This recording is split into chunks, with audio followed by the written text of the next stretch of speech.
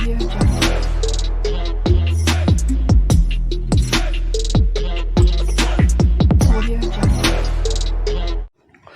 God. ஆண்டவர் இயேசு கிறிஸ்து நாமத்தினாலே வாழ்த்துக்கள். ஒரு வசனத்தை வாசிக்கிறேன்.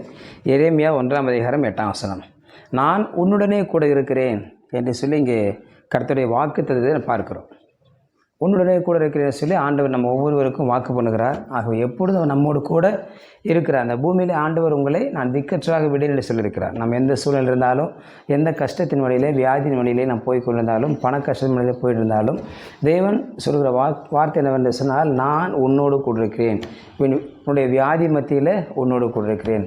உன்னுடைய பண பிரச்சனை மத்தியில் உன்னோடு கூட இருக்கிறேன். உன்னுடைய கடினமான சூழ்நிலை மத்தியில் உன்னோடு கூட இருக்கிறேன். நான் உன்னோடு கூட இருந்து பலத்த காலை செய்யும்படியாக முன்னால் பின்னால் சேனைகளை வைத்து நான் உன்னை பாதுகாத்து கொண்டிருக்கிறேன் என்று சொல்லி ஆண்டவராகிய கர்த்தருடைய வார்த்தை சொல்வதை பார்க்கிறோம். பெர்சியா என்கிற ஒரு தேசத்தினுடைய மந்திரியாக இருந்தவன் ஆமான் என்று பார்க்கிறோம். ஆமான் ஒரு ராஜாவாக ஒரு மந்திரியாக இருந்தான். அப்படிப்பட்ட இந்த ஆமான் ஒரு பெருமுள்ளவனாய் காணப்பட்டான். ஆகவே பெருமுள்ளவனாக இருந்தனால எல்லா மனிதர்களும் தன்னை வணங்க வேண்டும் என்ற பெருமைக்குள்ளாக மாறினான். தன்னை வணங்குவதற்காக இவன் அநேக காரியங்களை ஜனங்களுக்கு இவன் சட்டப்பூர்வமாக காரியங்களை செய்தான். எல்லாரும் தன்னை வணங்க வேண்டும் என்று சொல்லி கட்டளையிட்டான் என்று எழுதப்பட்டிருக்கிறது. ஆகவே எல்லோரும் பலவந்தமாக ஒவ்வொருவரும் தன்னை வணங்க வேண்டும் என்று சொல்லி எல்லோரும் பயமுறுத்தினான். ஜனங்களும் எல்லோரும் பயந்து கொண்டு அவனை வணங்குவதற்கு ஆயத்தமானார்கள். ஆனால் அப்படிப்பட்ட ஒரு மிகப்பெரிய கூட்டத்தின் மத்தியில் ஒரே ஒருவர் அவரை வணங்க முடியாது என்று சொன்னார். அவர்தான் மொர்தெகாய் என்று பார்க்கிறோம். இந்த மொர்தெகாய் நான் உன்னை வணங்க மாட்டேன் என்று சொல்லி மிக தைரியமாக எதிர்த்து நின்றார். மிக தைரியமாக நான் செய்ய மாட்டேன்னு சொல்லி அவர் நின்று கொண்டது காரணத்தினாலே ஆமான் அவர் மீது கோபம் கொண்டான் என்று சொல்லி பார்க்கிறோம். ஆகவே இவன் சென்று எஸ்தர் இடத்துல சொல்லுகிறான். அப்படி சொல்லுகிற பொழுது எஸ்தர் ராஜாத்தையும் மொர்தெகாயும் உறவினர்களாக இருந்தாங்க. ஆக அப்படிப்பட்ட காரணத்தினாலே அவர்கள் இருவரும் பேசி திட்டமிட்டு இதை எப்படியாவது முறியடிக்க வேண்டும் என்று சொல்லி ராஜாவிடத்தில் போய் பேசுகிறார்கள். எஸ்தர் ராஜாத்தை போய் ராஜாவிடத்தில் பேசுகிற பொழுது அவருடைய கண்களில் இந்த எஸ்தருக்கு தயவு கிடைத்தது என்று சொல்லி பார்க்கிறோம். ஆகவே எஸ்தர் மொர்தெகாய் 2 பேரும் சேர்ந்து திட்டமிட்ட திட்டத்தின் நிமித்தமாய் அங்கே ஆமான் ராஜாவுக்கு விரோதமாக செயல்படுவதாக நினைத்து ஆமானுக்கு விரோதமாக கோபம் கொண்டார் இந்த ராஜா என்று பார்க்கிறோம்.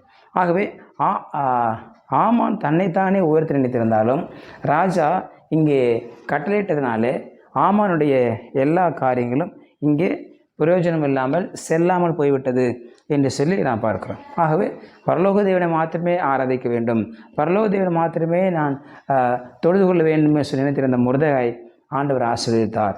எஸ்தரை கர்த்தர் ஆசீர்வதித்தார் என்று சொல்லி பார்க்கிறோம். அதன் பிறகு பார்த்தோம் என்றால் முழு தேசத்திற்கும், முழு பட்டணத்திற்கும், முழு தேசத்தின் மக்களுக்கும் ராஜாவே கட்டளையிடும்படியாக உன்னதமான தேவனை ஆராதிக்கும்படியாக கட்டளை பிறந்ததாக இருக்கிறது. ஆக ஒரு மனிதனுடைய ஒரு தைரியத்தின் நிமித்தமாய் தேசம் முழுவதும் ரட்சிப்பு வருவதற்கு தேவன் பயன்படுத்த என்று சொல்லி பார்க்கிறோம். ஆகவே மொர்தெகாயோடு கூட தேவன் இருந்தார். எல்லாரும் ஊரோடு ஒத்துப்போ என்று சொல்லுவார்கள்.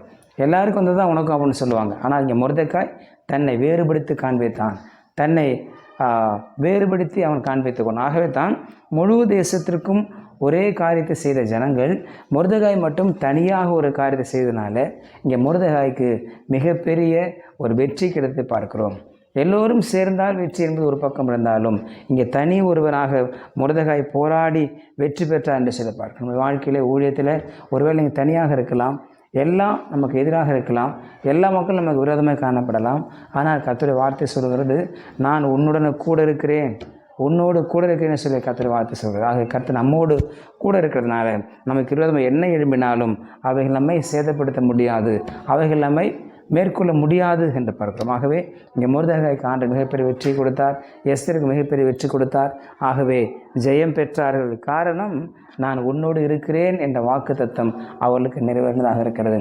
நமக்கு விரோதமாக செல்பவர்கள் எல்லா காரியத்தின் மத்தியில், இந்த வாழ்க்கையில் நமக்கு எல்லா ஏற்படுற எல்லா வியாதியின் மத்தியில் கர்த்தர் நம்முடனே கூட இருக்கிறார். ஹல்லேலூயா. கூட இருக்கிற ஆண்டவர் பெரியவராக இருக்கிறார். அவர் நம்புவோம், விசுவாசிப்போம், நம்ம முன்னேறி செல்வோம். கர்த்தர் நம்மையும் நம்முடைய குடும்பத்தை ஆசீர்வதித்து உயர்த்துவதில் அவர் வல்லவராக இருக்கிறார். கொடுத்த வாக்குத்தத்தை கர்த்தர் கண்டிப்பாக நிறைவேற்றுவார்.